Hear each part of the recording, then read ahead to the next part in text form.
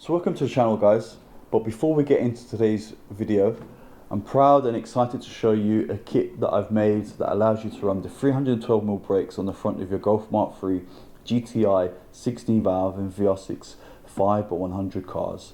Now the kit consists of 6 parts. So the first 2 parts are these spacers. These are the spacers that you need that go in between the hub and the carrier, and they space the carrier perfectly so it centralizes the carrier onto the disc. These are made out of aluminium. The 2 reasons why I've used these out of aluminium is 1, they don't corrode, and 2, they're very light. The next 4 parts of the kit are bolts, basically. So these are 10mm longer than the original bolts, and they also are the same grade as the original bolts, which is 10.9. So they have the same tensile strength as the original bolts. So you're safe as houses with these bolts and this adapter kit. Right, so what I'm going to do for you guys is the first 6 sets I'm going to be doing at a discounted price. The original retail price on these would have been $15.95, and they will be $15.95, but for the first 6 sets I'm going to be doing you guys a deal at $12.95. Now if you're in the UK, that's an amazing deal because that includes free shipping. Unfortunately, if you're outside the UK, you will have to be paying shipping on top of that, but it's still a great deal. So that's it, guys. Let's get back to today's video.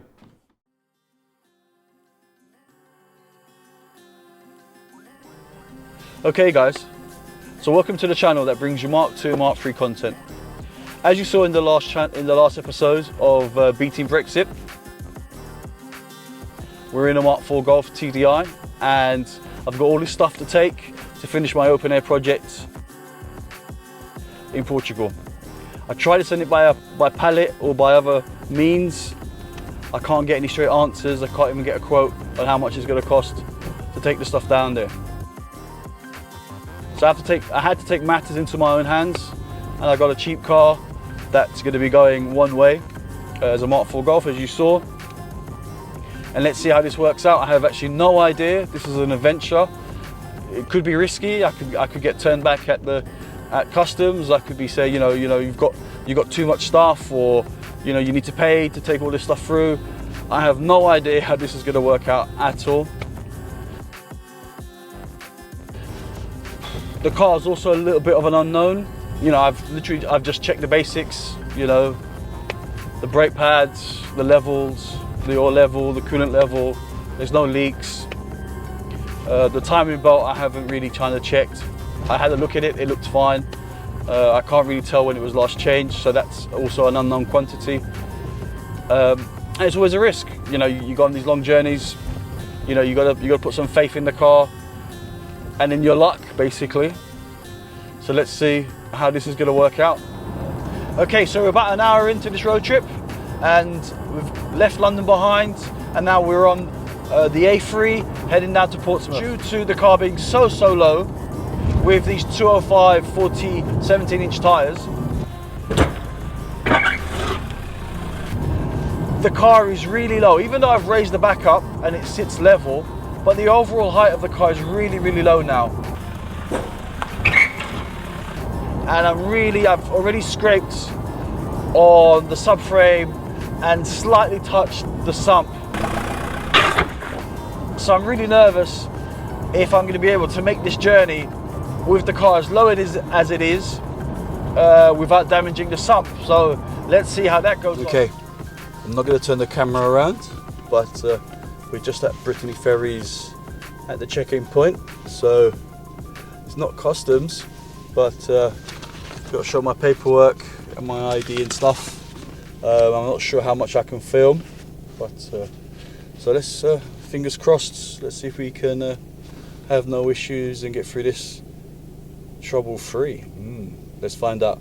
Okay, so let me just turn this off, and I'll update you guys when I can. Does it pick me up? Okay, so I've made it past passport control, no issues. They've opened the car, they saw all the rubbish in the car, but they didn't ask me any questions or anything. But unfortunately, as I was walking back to the car, I noticed that the right rear tyre is really low. I mean, I pumped them up before I left, and now it's really, really low, and I don't have a pump in the car. So they're gonna let me onto the ferry. I'm sure there's nothing gonna be on. I'm not gonna be able to buy anything on the ferry, like a pump or one of those tire inflator, tire weld thingies. I must have picked up a nail somewhere. It's definitely not gonna make it the way it is, and the space saver is deep under all the stuff in the boot. So at this moment in time, I'm not really gonna worry about it. They've let me onto the ferry, so that's cool. So I'll just creep onto the ferry and deal with this problem in 28 hours time. At least I'll be in Spain, and then I'll sort something out. I'll get a tire inflator.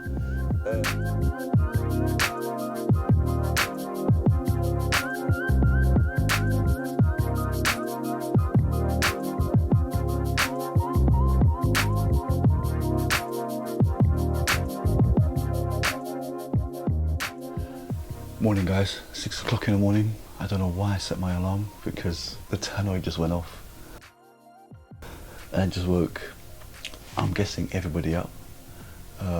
Okay, it's a moment of truth. Let's see if I get downstairs and if the tire's got any air in it.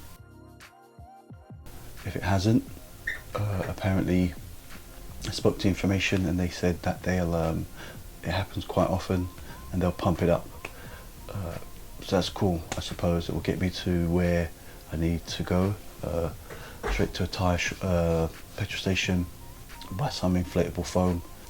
Okay, so also I've checked on the phone how far it is, and it's about 9 hours journey.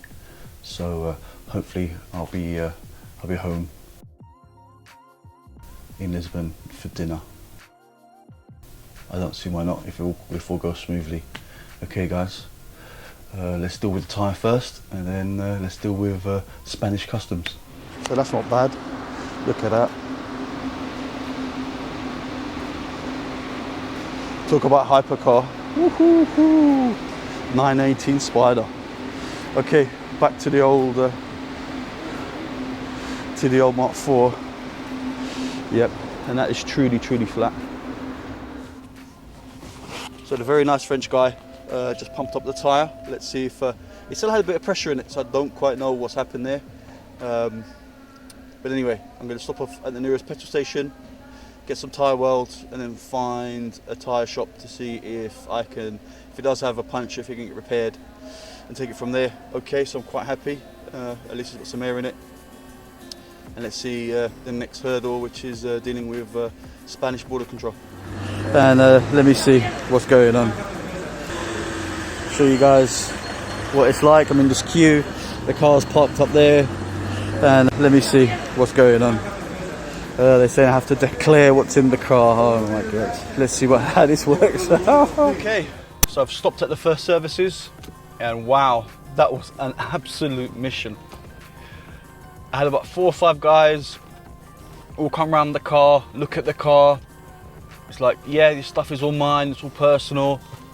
Like, yeah, whatever, you can't take these car parts anymore these are not bits that you can export, you're going to be selling them. I said, no, I'm not going to be selling them.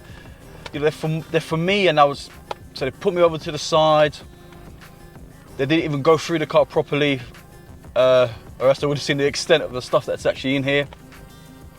I was waiting for about an hour in a queue of lorry drivers. Got to the window, the guy, what do you want? So I don't know, they told me to come, and I got no paperwork. He came and looked at the car and he said, no, you're going to sell this stuff. I said, no, I'm not. I had to actually bring out YouTube and show him that, you know, I've got, you know, 5 or 6 cars. You know, these cars, look, this is the car I broke. This is mine. All these parts are, you know, personally mine, and I'm going one way. So I think maybe I wore him down a little bit, and he just said, look, just go. So I went. I'm happy as Larry. So it looks like I got away with it this time. I don't know if I'm going to be doing it in the future. I do have a few more bits to take to Portugal, but I'm going to have to arrange something else. I think I might have to get some invoices, so I might have to pay, you know, a minimum amount of kind of VAT to bring them into Europe, it seems. But at the moment, I've got passed through Spain. I'm actually in Europe with these parts. They didn't even ask me for the COVID. Actually, after all that, they literally just checked my passport and away I go. I bought some of this this tyre stuff, and I put that in there, and it's really, really sticky and gluey. I've done 150k, which is about 90 miles, and I've had no issues so far. I've just checked it, just stopped, just grabbed something to eat, breakfast, and I've got another, let me see, okay, I've got another 7 hours and 4 minutes to go, and 677k.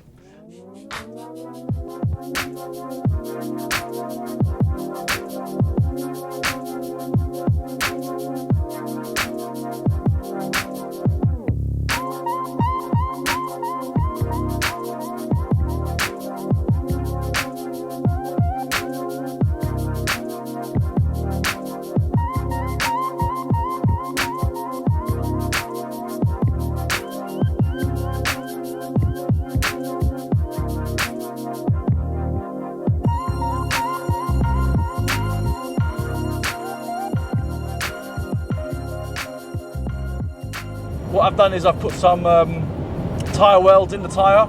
It's still holding pressure. It doesn't seem to be any issues. Now, normally the border that I would take to go into Portugal is a very, very busy border. And if there's going to be a border that's going to be manned and checked, it's going to be there. So I've decided to kind of, sorry. So I've decided to go a bit further south. The only problem is, due to me waiting an hour, losing an hour and a half at the border, and it's 1:30 at the moment, and my COVID test, 72 hours, runs out at 2:30. So I'm literally,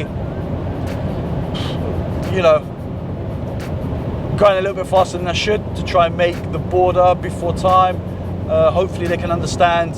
I'll say I had a puncture or something, and I can get through, and there'll be no more checks, further checks. Today I'm almost on the home straight. I'm so close. The sat nav says I'm 175k from home, which is about 3 hours and 32 minutes. So I'll update you guys as I get closer to the border.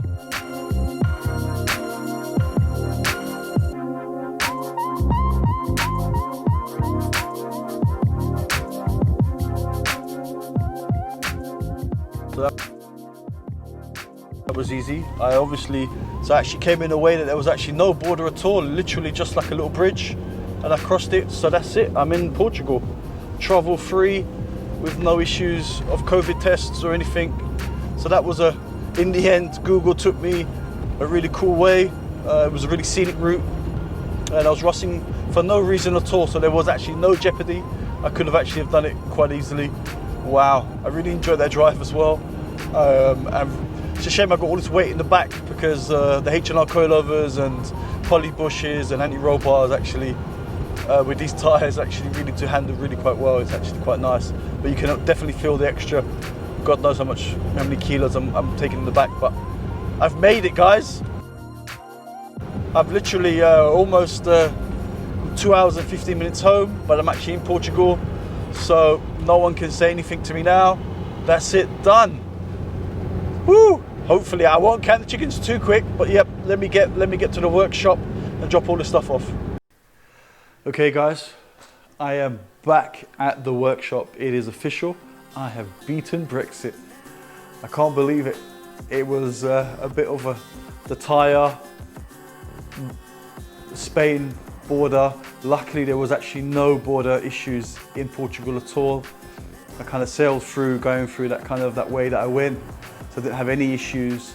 I was also worried because sometimes here, maybe guys don't realize how bad it is, or it can be here, is that even having the car loaded up, you need paperwork to prove that stuff's all yours here in Portugal. I don't know why that was brought in.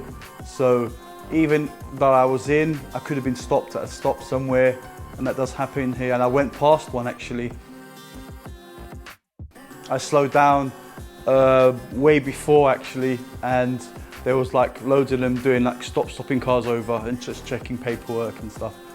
They were more on the other side of the road, so that was quite a little moment. You know, I was literally right on the edge, and it would just be sod's law if I didn't make it. But I'm back. So yeah, look how dusty this poor thing is. So this is the Bon Jovi. It's good to see it. Wow, it's dusty in here. I need to give the place a good clean. And there's the open air, all covered and all ready to go. I've got so many bits for that now. Can't wait to get into that. Okay, so first things first, let's offload this car. So I've already taken out what looks like quite a lot of stuff. Like I brought a whole load of bottles of Auto Finesse. It's quite expensive here. Got those lights that's sold done for me. 2 clocks, the TDI one, and just another convertible one so I can make something up. Some V-bands for the exhaust system, the downpipe. Also found these little slats that go on the bumper. On the Mark III Golf, I was looking for those. Got a couple of heated washer looms with the washers on them. I found that intake pipe that was damaged. Also I found this. I'm going to try and see if I can fit this on, make this work. This is off a Charan, I think it is, and it holds the map sensor on there instead of bodging something up, something that's OEM. So it's obviously going to heat this up so they don't snap in there. Also bought some DeWalt tools as well. Here's that charge cooler, so that's one of the first things that's going to go on as well. Also got a set of Mark III convertible, you know, the dark sun visors, the door cards, some discs. I mean, there's quite a lot of stuff already. The side arches, 2 steering wheels, the 4 grills, this lever, like you saw, I cut that out of the 3.5 so I can make the new gear gaiter and the new handbrake gaiter. So the original stuff. And you'd think, okay, that's quite a lot out of the car already, right, guys? But I mean, it's still a hell of a lot of stuff here to come out. And I've even crammed it in there, and I've crammed it there and underneath the wheels. There's loads of stuff. It's literally, it seems like it's never ending. Okay, so I've taken even more stuff out, bits and bobs. That's actually a 16 valve crank somebody asked for, a set of rods as well. The exhaust system's half out, the strut brace. So you can see it's already quite a bit has come out, and some more tools. But yeah, seems never ending. And after that 9-hour drive, I've still got all of this to come out still, and there's stuff wedged in here. Look, bulb in there, looms, GTI, and chrome boot latch. And there's another light here. Okay, let me just get the top bit off. Let me get this all done, get all the heavy stuff out of the way. And that's it. That's what the car looks like now, normal. But hold on, let me lift up this this carpet. This is a Mark III carpet that I brought as well off the convertible. Look at that, I've still got all this stuff in here. It's never ending. Oh man. Okay guys, so that's it. I'm going to leave what was in the spare wheel area for tomorrow. After my 9-hour drive and my experience at the Spanish border, I'm done for the day, and I'm more than happy. I'm chuffed that I was able to beat Brexit on my own terms. As you can see, all this stuff is out. The majority of it is out.